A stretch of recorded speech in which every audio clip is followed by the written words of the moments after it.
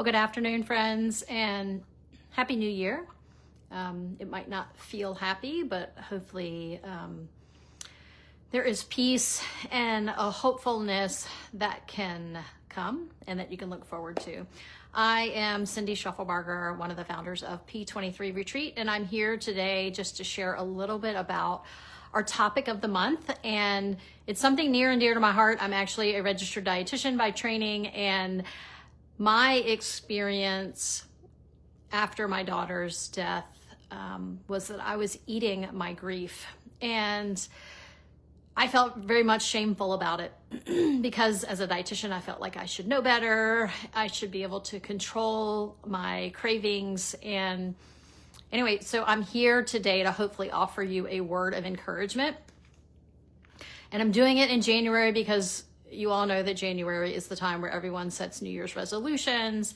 They're trying to get back on track with their health or whatever it might be. And so we're surrounded by these messages, and I want to offer you some grace and some compassion and encourage you to be gentle and compassionate with yourself. So, gosh, what did that look like? All those years ago, people had brought us tons of food after Ashlyn died. That's what they do, right? That's how people love us the most. I mean, there were other things that were happening and other ways that people loved us, but that's mostly a tangible way that people know that they can help. And so I had access to all of this food, and it was very comforting. There were sweets galore. There were all sorts of decadent foods, but also just in general, people were providing food for us. And I struggled with emotional eating. So I just wanted to talk about that a little bit today and why it is so common during grief and what we can do about it. Again, we need to be compassionate with ourselves. It's a very common response in grief because, as you know, if you are a grieving person, maybe you're here as a friend, supporting someone who's grieving. If you don't know, please do that or let me share that grief, it's not just an emotional thing, it's a physical thing that happens while we're grieving. It's an intense, it impacts us physically, spiritually, emotionally, relationally, financially. It touches every aspect of our lives. And so know that comfort eating, emotional eating, whatever you might want to call it, is very normal. And it's because of some physical things actually happening in our bodies. So grief activates a stress response. And if you know anything about trauma and stress, you know that cortisol is a hormone that's released in higher quantities, if you will, within our body when we're stressed. And those things can increase our cravings. And we know that comfort foods can be different things for different people, but I tend to refer to them as high carbohydrate or high sugar foods. They temporarily calm the nervous system. And so we get this quick hit or quick fix that feels calming.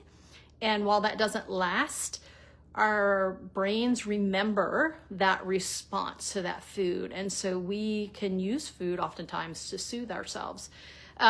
Eating can also be a coping mechanism for overwhelm, and anyone that's grieved the loss of a child or really the loss of anyone in those early days knows how overwhelming it can feel. The brain fatigue, the brain fog, decision making all of those things are impaired when we're grieving. And so food choices as well might be, and we might use food to comfort us when we're feeling that overwhelm.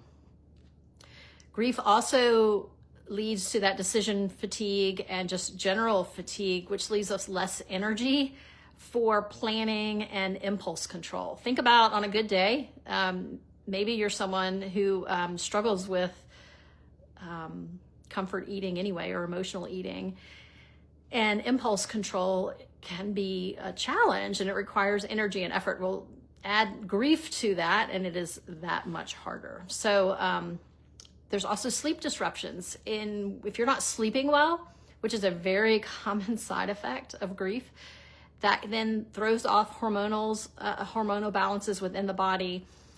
There are hormones that get released and substances within our body. There's ghrelin, there's leptin, and some other things that are at play physiologically that are against us. They decrease our ability to for our bodies to feel satiated or satisfied with food. There are increased desires for sugar and fat and carbohydrate, those kinds of things. So again, all these things are happening in our body.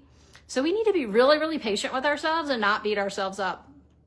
So I probably gained about 20 pounds after Ashlyn died.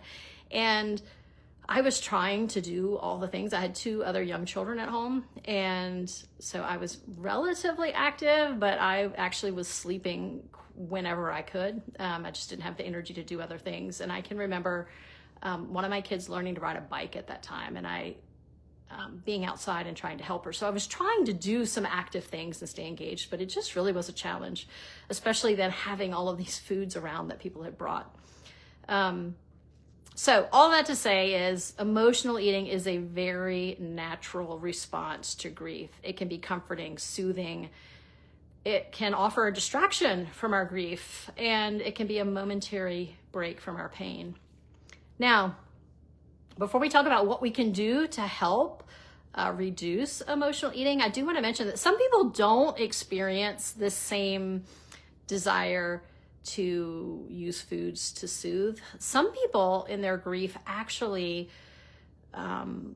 refrain from eating, and you'll see people lose significant amounts of weight. That has not been the case with me, but that is some people's response. And so again, if you're not relating to this, just know that there's lots happening in your body.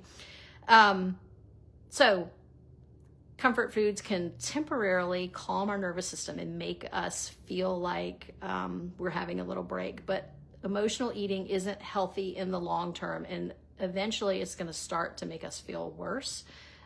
It's not a long-term solution for our pain. As we start processing our grief and getting our feet under us again, hopefully we're not relying on food for comfort. Again, food for nourishment, especially from the stress that happens to our body from grief. There are extra nutrients that are needed. So eating from a place of nourishment is our best bet, but it often takes a bit of time to get there. So please don't beat yourself up. We need to act from a place of compassion. This isn't about a lack of self-control. It's about navigating life in a new way through a very, very hard season. So please give yourself some grace. So how to reduce emotional eating? Start with compassion. And I say that just to simply observe. Like, I would have times of just eating. I wasn't hungry and I was just eating. And then I would be like, what was that? And so really just paying attention. What was I feeling?